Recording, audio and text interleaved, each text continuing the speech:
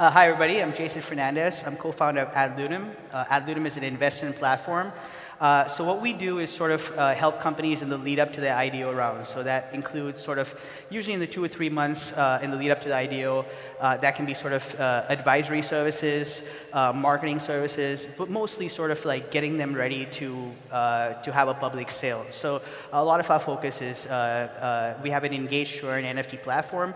We sort of calculate engagement and we ensure that the most engaged people have access to allocation in these projects. That's our focus. Brilliant. So for any startups in the audience, now you know who you need to be hounding. Take your pictures and find them after the panel. And then just to introduce myself, I'm Brenton Nika. It's such a pleasure. Thank you so much for all being here today. We run an early stage Web3 fund in Africa, which is quite interesting, as well as an ecosystem business. Really focused on real world use cases, specifically for emerging markets that are being solved with this technology.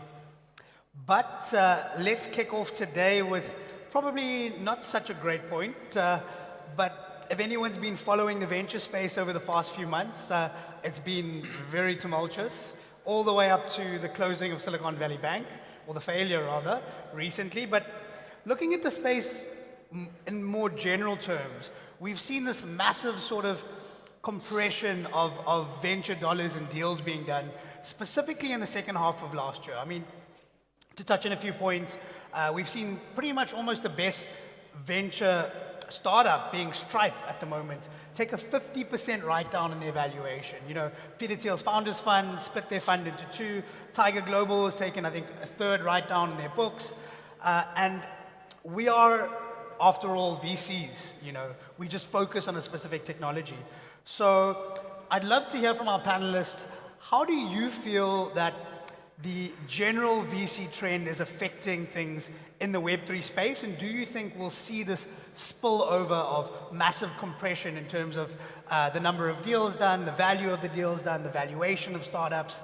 Jason, you know, traditionally when we speak about the VC space, we're looking at equity, but you've got a very interesting position, you know, working very closely with companies in the IDO space. How has what's been happening in the venture space affected the token fundraising model? Have you seen valuations compress? You know, has there been more a sort of attractiveness towards token fundraising models? What is it that you're seeing? Yeah, so I think it's fairly simple. I think it really comes down to just access to capital, right? So as the Fed tightens monetary policy, there's just less money in the system. So that, you know, affects what we consider speculative assets, or what at least retail investors consider speculative assets. So tokens have always been considered sort of speculative. And there's probably a good argument to make there. And we see a lot of valuations have been going down. And that's unfortunate because I don't think, you know, it makes sense to look at valuations from a perspective of like what is a market willing to bear. It's more from a perspective of, you know, how quickly can this company grow and provide value to the token holders and the investors, the people who invest in the token. So I don't think you can really determine a valuation based on market conditions. I think that's a dangerous way to go. And I'm certainly seeing that. A lot of the companies that we advise, a lot of the companies that come to us, I think we have like 48 companies that are looking to launch. One of the things we see is that nobody wants to launch, right? Like no company wants to launch. We have like 48 projects that are just sitting around waiting for the market to start turning.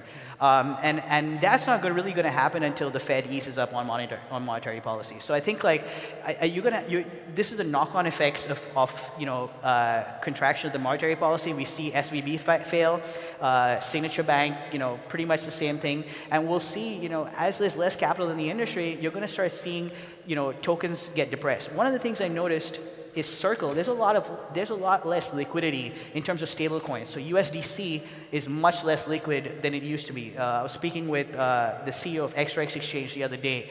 They partnered with Circle. They also partnered with Bitfinex for USDT.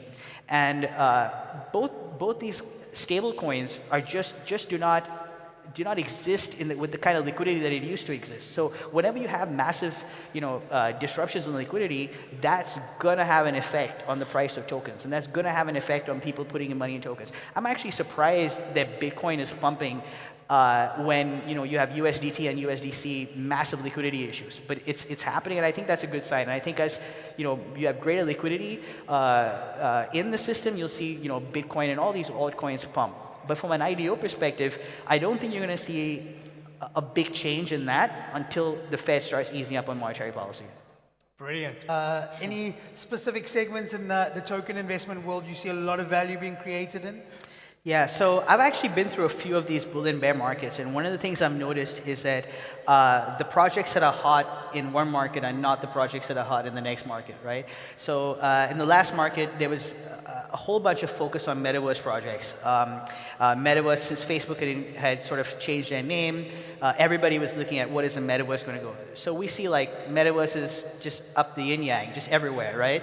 And so a lot of companies will invest in metaverses. NFT Tech invests in Blocktopia, a few other companies.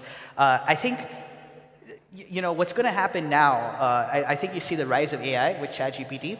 And I think we're going to see the next bull market, we're going to see a lot of projects that integrate AI in a unique and interesting way. One of the projects I advise is a company called Project Lambo. They're metaverse. And one of the things that they do is that they have like the non-playable characters, the conversations that they have are generated by ChatGPT. So they've actually integrated ChatGPT as a technology within their game, right? So I'm really excited about technologies like that. I'm like, how do you look at these companies that are more, that might be in a more traditional space in Web3, how do they integrate AI to sort of expand their offering and make it more compelling, right? And you can compare that to the AI companies in general, and there's certainly a lot of scope there for growth in the ChatGPT area. But I'm also very interested in seeing how like AI interacts with other areas that have been considered, you know, interesting in Web3. So like the gaming aspect, the metaverse aspect. Launch pads, more infrastructure type plays. How will AI start being integrated into that? Because you know now that ChatGPT exists, integrating that is significantly easier for companies that are already doing something else to sort of integrate that and to try to expand their offering. And so I'm really excited to see kind of how that's going to happen, and I think that that's going to affect valuations massively in terms of for companies that have successfully managed to integrate AI. Even generative AI, you know, in their core offerings. So that's what I'm excited to see. Brilliant. And thank you so much to the panelists. It's been an exceptionally interesting conversation. Hopefully you've enjoyed it. You know where to find these people afterwards. And can we just have a round of applause for our panelists? Thank you.